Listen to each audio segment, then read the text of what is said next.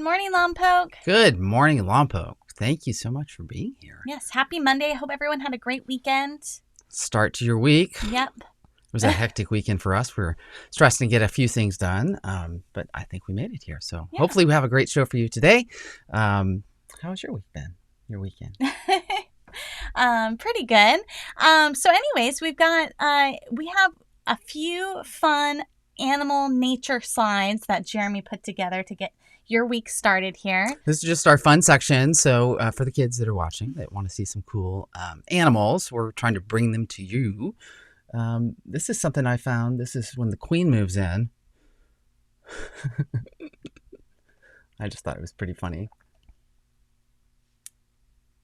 You don't have any fun facts about lions or anything here, Jeremy? I was just, it seems like the women are in charge here. Yeah. So since we're having a show and we're interviewing some moms later, I thought it was great to have the queen show up and knock some of the dudes out of the way. I see. That was my reasoning with that. And then I still have some things to learn about a chameleon. Yeah. Because I always tell people like, oh, I like to be a chameleon as a photographer. You say that, yes. But I was just, my eyeballs don't go in two different directions at the same time. But chameleons do. You wanted to see how that would work out for you? I thought that was pretty fun. Look at that. That is pretty cool. Does anybody have a chameleon out there that maybe we could possibly film? Anyway, I thought that was pretty adorable. It is pretty cool. He's looking in two different directions. That's like multitasking right there. Yeah, something I'm not very equipped to do. No, not at all. So let's talk about today's show. All right. So we're going to be announcing something very special a little bit later about our collaboration with Grocery Outlet Bargain Market. That'll be fun. That'll be later this week. So we'll have more details later in later parts of this episode. And it seems that Brad has joined us again to help us kick that off. So that should be exciting. He wanted to pitch in as much as possible. So. Well, I think you secretly wanted Brad to show up and deliver. So anyway, he was here to do that. And then we had an opportunity to talk to some various moms throughout the community. We did. Just talking about life. Jeremy wanted to learn more about what it was like to be a mom. And you're going to learn more what it's about. I'm going to learn more as well. About fatherhood. Possibly interview some dads here in the future. Yeah, so that should be fun. So we chatted with a few different moms, and then of course we've got our favorite weatherman who's going to be giving us the weather this week. Yeah, so, awesome. But first we wanted to share a little local Lompoc history. Yeah. Last week we talked about I forgot last week, but we had a segment from Gary James, who was talking about remembering the first Black family that moved to Lompoc. That was like in the late 50s. Yep. And somebody shared an article with us about Clarence Willis, who was he was the first Black family to purchase a home in Lompoc Valley. So thank you. I believe it was Tim that sent us this this article. So Clarence Willis, and definitely thank you to the Lompoc Record. They've covered this story and a few of these others. Yeah. But look this up. So Clarence Willis, who was a barber here forever and ever, but anyway, when he first moved to the area, he was the first Black guy to buy a house, and initially it wasn't going to work out because of the color of his skin. So he wound up talking to, I believe, one of the leaders on base, and they made something happen and told him to go and talk to a real estate agent. And that real estate agent worked to make sure that the loan could be approved so he could buy his house. That's amazing. So anyway, it was an Air Force. The realtor was named Jerry Gray. And so he helped them out because nobody would loan to him. Yeah. So, and what's interesting is Clarence also went on to buy another 2 or 3 houses, and he helped move some Black folks in to help integrate this valley, which I thought was pretty awesome. And then his wife had her own story. So as we dug deeper, his wife, Gloria, moved to Lompoc in, I believe, in California in 1975. So Gloria had a pretty interesting history as well. Yeah. So anyway, she has a book out. So, and we'll talk about that in just a second. But in her 30s, she took an active role in the civil rights movement and joined Martin Luther King in, I think, 2 or 3 different marches. Yeah. She was there the day that he made a I Have a Dream speech in Washington, D.C. She marched in one of the Selma marches, which I found to be interesting. Yeah. And you see it there on the slide. My favorite quote from the whole thing, she said, "We were sitting there and the drums are rumbling and beating, and we see this big banner across Constitution Avenue, raised high, and it said, 'Jim Crow is dead.' She said, 'Man, I got so excited. There was a casket. They were rolling behind the drums. I said, Jim Crow has to be in that casket.'" That was amazing. Anyway, so the book that she wrote is Journey of a Bold Black American Woman. And you can find that on Google Books, on Apple Books, and it may be on Amazon too. Yeah. I haven't had the chance to read it yet, but that's definitely on my short list of local reading material. We'll have to check that out. Yeah. I was trying to get a hold of one of their kids who's here in Lompoc, but I kind of messaged them. So if anybody knows the Willis family, we'd love to chat with them a little bit more. So Yes. Please send them our way. We're definitely just starting to scratch the surface and just finding out how amazing some of the figures are in our local history here. It's So this crazy. is it's pretty spectacular. We had one more we're digging into This just is a little Art bit. Hicks. A lot of local people here will definitely remember Art Hicks. He was a mover and shaker for many years. I think he just passed away a few years ago. But initially he was part of the Tuskegee crew, and he was an aircraft maintenance guy. And then he wound up retiring much later, I think in 1969, as a chief master sergeant on the base here in Vandenberg. And he went on to be the first person of color elected to office here in Lompoc. Wow, that's really cool. Pretty spectacular. So anyway, there's your homework for the day. It's really important. Go look at Lompoc Record and Google Art Hicks, Gloria Willis, and Clarence Willis. Yeah. So we found that fascinating. We're going to keep digging into that. So if you have any news or insight into any of those folks, please let us know. And thank you, Tim, for turning us on to that article in the first place. Yes. We really appreciate it. Absolutely. All right. Well, to get your week started, we have our weather report from our local weatherman. Thank you, Danny Miranda. Good morning, Lompoc. I know the weather today. Danny Miranda. Here at Wheatley report. The temperatures heading to 70 degrees with 75. Or for your local bike park.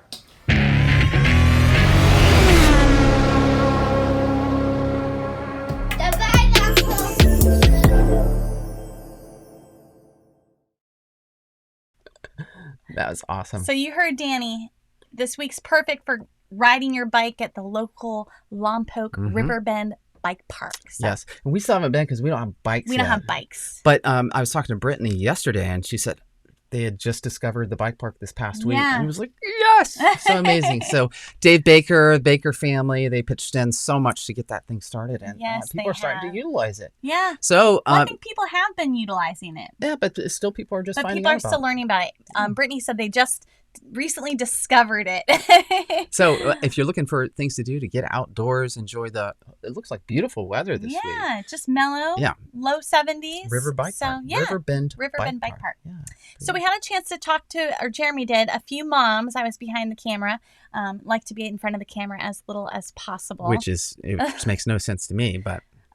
So Jeremy chatted with a few different moms just to get a sense of what's going on in Lompoc. Well, if I'm going to be a mom someday, I need to have some of this knowledge. Yes. So I felt, if I have to play that role, I should start asking questions. So. Yep. So here we go. Thank you so much to the moms for pitching in and helping us to create this little segment. Enjoy.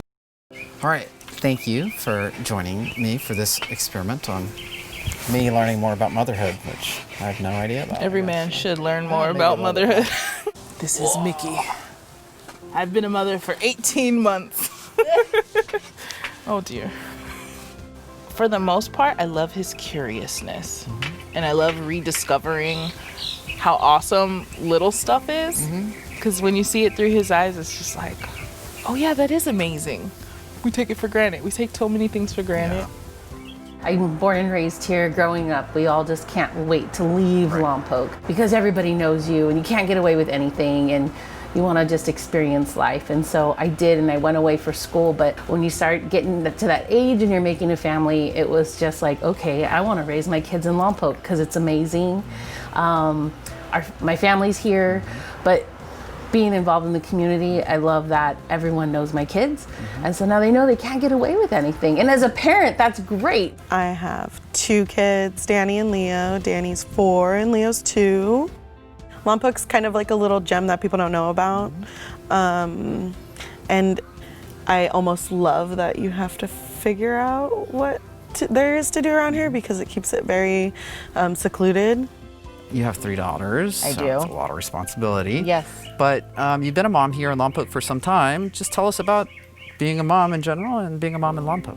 I think being a parent in Lompoc has changed as my children have gotten older. Now I'm following 2 teenagers around and what they're trying to do, and then also trying to figure out what to do with this 7-year-old who has so much energy. Right. You've met Stella. I have. She's quite a handful. She's made an indelible imprint upon my life. Yeah, she has, I think, on most people. Almost 4 months ago, COVID hit. And for me personally, I had just expanded and opened my 2nd location for my business. Kids were finally going to be in daycare. And so when COVID hit, it was kind of like a big brick wall because I do massage therapy, which is under personal services, and that shut everything down instantly. Like it was overnight, and I'm still not open.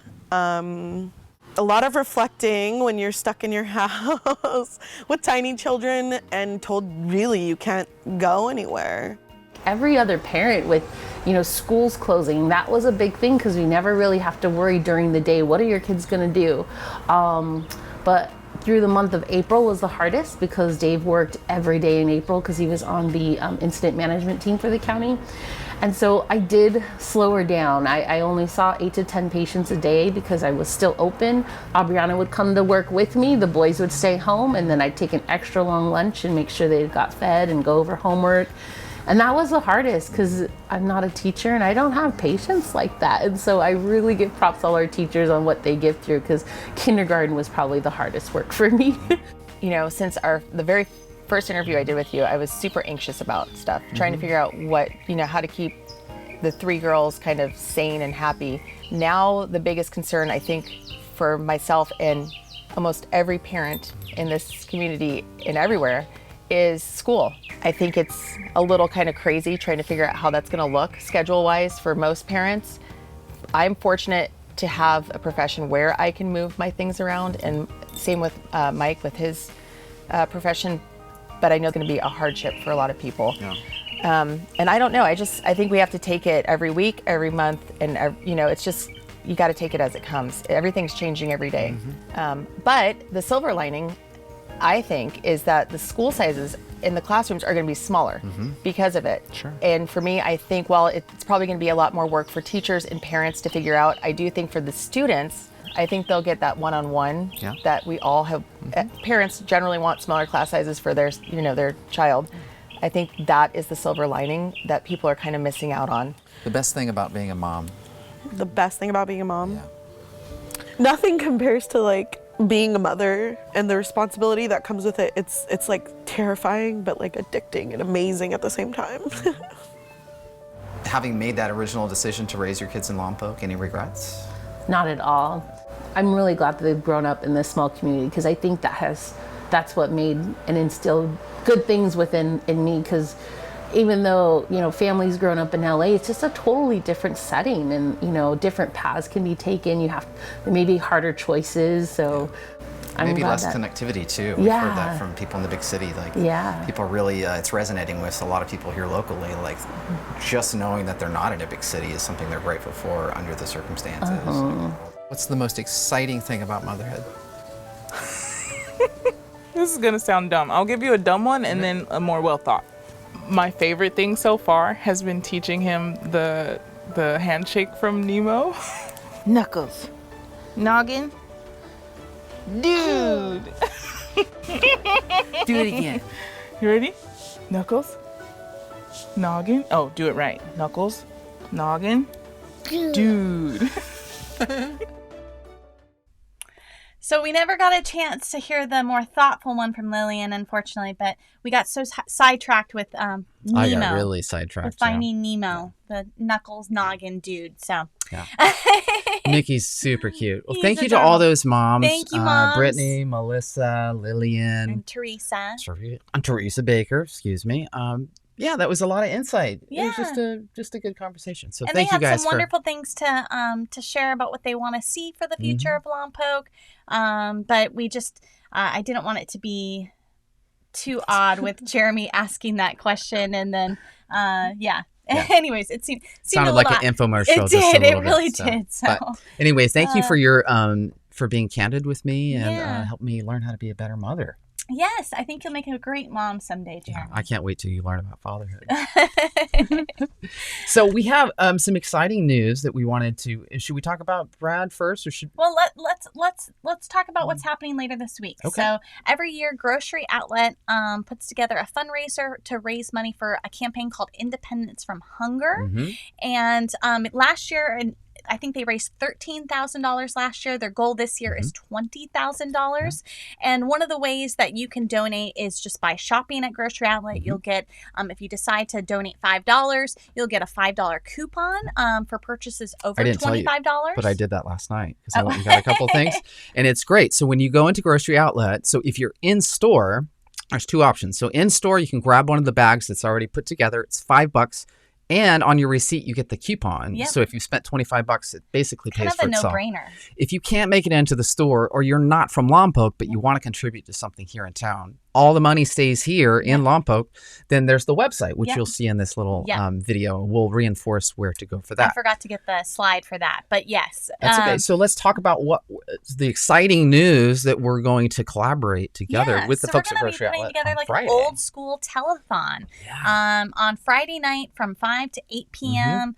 We're going to try to stream it live from Grocery Outlet and have some fun segments in there. You know how silly those guys are. Yes. So I think it'll be... We're going to try to keep up. It'll be very entertaining. Yes. And so, we're going to try to pitch in. And now, I did notice, and they're off to a great start. So I think they're at just under $4,000 right now, raised out of the goal for $20,000. So our goal... Their goal is to get to $20,000. We're hopeful. We want to push as hard as we can. And if we're super lucky, maybe we can even get past that. Yeah. At the end of the day, all of that money goes to the food pantry that helps to feed local families. So we talked about that on Friday. I think they fed something like 6,000 families last year. Yeah. And you were telling me that the need is up 40% this year because of COVID and people losing their jobs. So it's really important. That's why they're focusing just on the one nonprofit versus spreading it out to multiple, just to make a really big impact here in Lompoc. So Brad wanted to pitch in and help out. So he had some insight and we hope you enjoy it. Hello everyone, Brad here, also known as used to be my favorite bartender. God, those were the days. Jeremy and Michelle asked me to return to give back. I looked that up in the dictionary.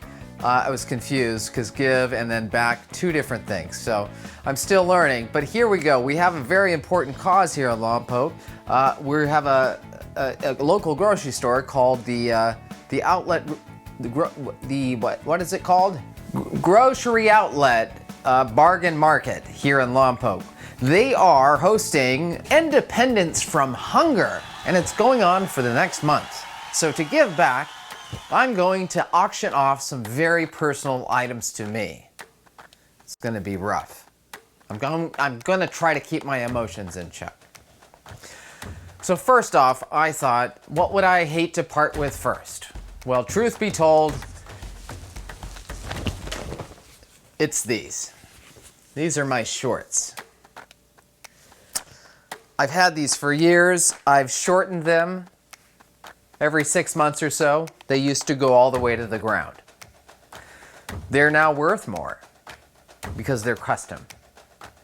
I'm gonna start the bidding here at $50. That is so fair. They're unwashed, I guess is a hipster term they're using these days. Unwashed, shorts from Brad, $50, PM me in the AM. Next, it's this. This is the vest that made me. No one can question that. This vest, without this vest, I am nothing. But people have to eat. This cause is for the Lompoc Food Pantry. So if I can gain some dollars for this vest that means the world to me, and it helps to feed somebody, that's a win-win. So I'm gonna start the bidding here at $17 million. Or best offer. Anyway, the next item I would like to auction off is the thing that has kept me hiding, and that is these shades. Can't believe they're making me sell these things. Anyway, these shades are up for auction. These are the famous Brad shades. Starting bid, $100. And I won't even clean them. But I will sanitize them. That's only fair. Thanks for watching. I should check this first. Oh.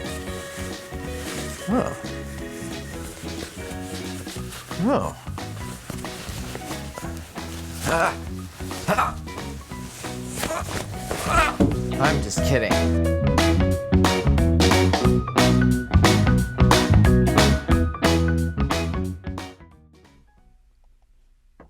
Thank you so much, Brad, for pitching in. We know those articles of clothing are really important to you. So. And they're probably not as worth as much as some of the pricing that Brad offered. But yeah. So if anyone's interested in those things, you can either buy those clothes or I'll keep them.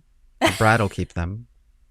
But anyway, it's just to bring attention to this fantastic fundraiser that the Grocery Outlet's putting on. We're encouraging all of our folks here locally. If you do shop at Grocery Outlet, don't forget to pick up that brown bag. Yep. It's definitely worth it. Every little dollar counts. Yes. It does buy So food. let's make it to the $20,000 mark.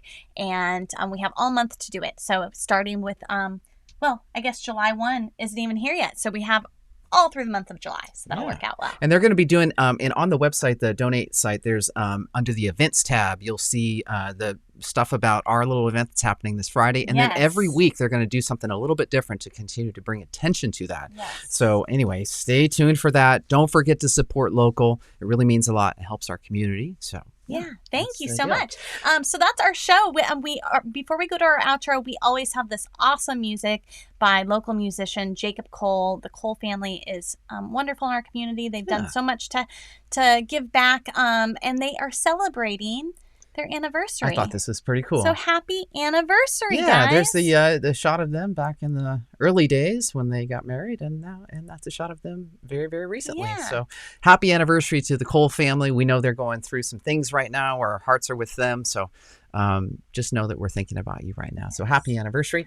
We're going to head up north. We actually have some work to do this week. Yes. Yeah, it's going to keep us busy. Yeah. And then we'll be back, and then we're going to do as much prep as we can. Work is a new term for Jeremy. So we're going to be learning more about that as well. So thank you so much, you guys. Yes. I hope you have a wonderful week. And here is your moment of Zen with music by Jacob Cole.